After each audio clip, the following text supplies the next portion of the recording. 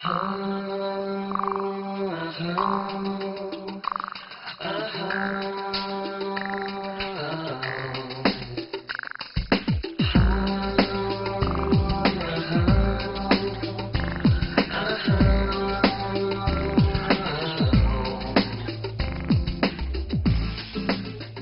et bienvenue dans votre émission 100% nautique. Aujourd'hui, je vous propose de parler écologie. Je suis d'ailleurs sur l'Écus, le bateau qui a gagné le prix du bateau bleu de ce Nautique 2011. Nous allons interviewer tout de suite Xavier Fiche, le patron de la société Greenline qui propose également des motorisations électriques. On y va.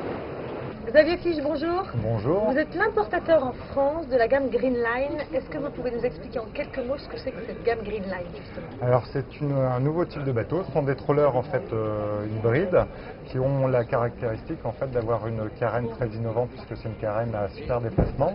Donc ceci afin de limiter en fait la consommation d'énergie et hybride puisque les bateaux sont équipés de deux types de motorisation, une motorisation thermique classique qui tourne au gasoil ainsi que d'une motorisation électrique. Et on a la possibilité de mettre des panneaux solaires également? Tout à fait, donc le bateau est équipé de panneaux solaires, ce qui permet donc de recharger les batteries lithium-ion qui alimentent entre autres les moteurs électriques. D'accord, alors il y a eu un gros succès du Greenline 33. Tout à fait. Comment ça s'explique ça? Alors le bateau s'est vendu en moins de 2 ans à plus de 200 exemplaires pour une raison extrêmement simple, c'est que le bateau au-delà de son caractère écologique et hybride est très fonctionnel et offre aussi un concept de confort très surprenant puisque vous êtes à l'intérieur du bateau tout en ayant le sentiment d'être à l'extérieur puisque comme vous le voyez l'arrière du bateau s'ouvre complètement sur une terrasse.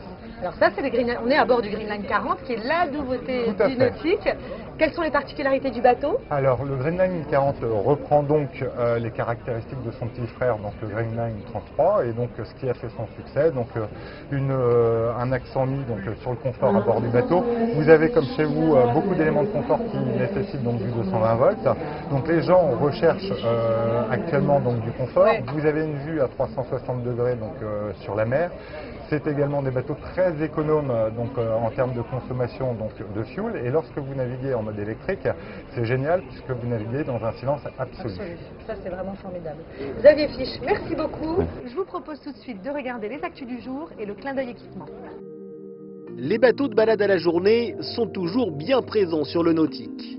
Cette année, la petite Gazelle des Sables attire les amateurs de voiliers de tradition à petit budget, désireux d'acquérir un bateau pour toute la famille. Dessinée en miniature sur la base d'un tonnier des Sables d'Olonne, la Gazelle peut embarquer un adulte et un enfant pour des ronds dans l'eau plutôt ludiques. On peut gréer différents types de voiles, du gréement au tiers au sloop le plus simple en fonction de son expérience en navigation. Le Dynamica 940 nous vient lui tout droit d'Italie et pourrait bien être élu voilier de l'année dans sa catégorie tant son design est réussi. Un grand cockpit très confortable, doté d'assises avec dossier, un plan de pont dénudé pour faciliter les déplacements, un intérieur étonnant de volume et bien fini pour passer quelques nuits en mer. Le Dynamica se tourne vers un programme de balade, mais affiche un sacré tempérament quand il s'agit de naviguer. Le bateau se montre véloce dans toutes les conditions, grâce à son importante surface de voile et sa construction légère. Bref, un bel engin de loisirs à la mode italienne qui connaît déjà un joli succès en Méditerranée.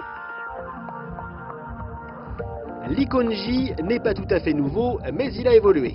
C'est donc une version boostée que propose le chantier de Concarneau Espace Vague. Ce dernier a voulu exploiter tous les avantages de l'Icon J, à savoir un voilier facilement transportable et très rapide à gréer, une unité ludique, rapide et sûre, et pour le côté pratique, un bateau très facile à échouer pour être résolument accessible à tous. Le chantier a également ajouté une petite cabine permettant le cabotage, voire le raid. Le nom de baptême de cette version se nomme Icon J Rando, un voilier sympa avec lequel tout le monde peut naviguer très facilement sur tous les plans d'eau d'Europe en quelques heures de voiture. À vous donc la côte d'Almate, la Corse, le Cap Créus, la Bretagne, la Cornouaille anglaise. Pour l'équipement du jour, restons dans la thématique avec ce Lycra, pièce indispensable de l'équipement du surfeur ou de l'adepte du stand-up paddle, mais qui présente la particularité d'être fabriqué 100% en bambou, donc d'être 100% écolo. Toujours dans l'écologie, le stand de Ceproline sur le village Glisse qui propose entre autres une gamme de produits d'entretien non polluants. Les nouveautés dans la voile légère, en fait, on se rend compte qu'il y a de plus en plus d'emballages, de choses qui sont jetées et qui contribuent en fait à la détérioration de notre planète. Aujourd'hui, la voile légère, c'est plutôt un sport où on essaye d'allier la nature et puis le physique et l'intellectuel. Donc en fait il y a plusieurs personnes dans notre société qui s'amusent à récupérer différentes choses et qui font différents objets et qui montrent qu'avec un peu tout et n'importe quoi, on peut se débrouiller et pas forcément consommer et acheter en permanence. Toujours un peu dans le même type d'idée, il y a de plus en plus de produits maintenant qui se tournent vers l'écologie et notamment il y a une nouvelle gamme de produits qui sont à base de produits naturels et qui permettent d'utiliser dans de bonnes conditions des produits qui sont très efficaces tout en préservant nos sites. Aujourd'hui, on a des équivalents à des produits type acétone, type white spirit, avec des produits complètement naturels qui permettent à la fois de préserver le milieu naturel dans lequel on va utiliser ensuite le produit, mais également de se protéger. C'est-à-dire qu'on n'a plus besoin de mettre de gants, on n'a plus besoin de mettre de masques, de lunettes, de choses comme ça. Donc c'est vraiment à tous les niveaux, on est gagnant.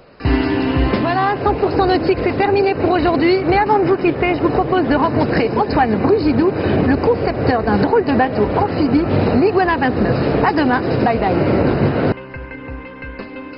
Alors écoutez, moi je navigue en Normandie depuis une trentaine d'années, donc je m'affronte à des problèmes de marée, de mer qui se retire à 500 mètres ou 1 km, et je me suis dit c'est quand même bizarre qu'en 2011 on n'ait pas intégré suffisamment de technologie dans les bateaux pour pouvoir un bateau qui remonte sur la terre et s'affranchir de tous ces problèmes de mise à l'eau. Voilà, ça vient de ça vient aussi du fait qu'il n'y a plus de place dans les ports. Comme vous savez, il manque 50 000 places en France, c'était le rapport. Ça ne fait qu'augmenter année après année. C'est un vrai handicap sur la plaisance. Donc là encore, ce bateau s'affranchit de tous les problèmes de mise à l'eau, de port, de mouillage dans tous les pays développés.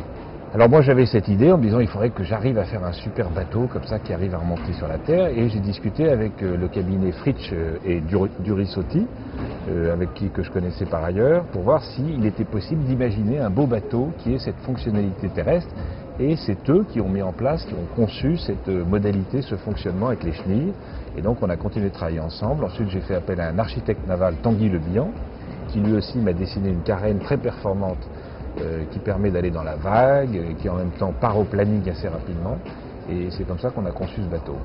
Alors c'est très très simple en fait, donc quand on arrive, quand on est sur la terre, on a les chenilles sorties, donc on roule, je dirais comme une petite chenillette, donc c'est se manier avec un joystick, c'est très simple, etc. On tourne à droite, à gauche, en faisant tourner les chenillettes à des vitesses différentes, et puis ensuite, une fois qu'on arrive dans la mer, on enclenche, on baisse le moteur hors bord, et puis on part, et à ce moment-là on relève les chenilles, et le bateau se transforme, le bateau se transforme en un véritable bateau, très efficace, très performant.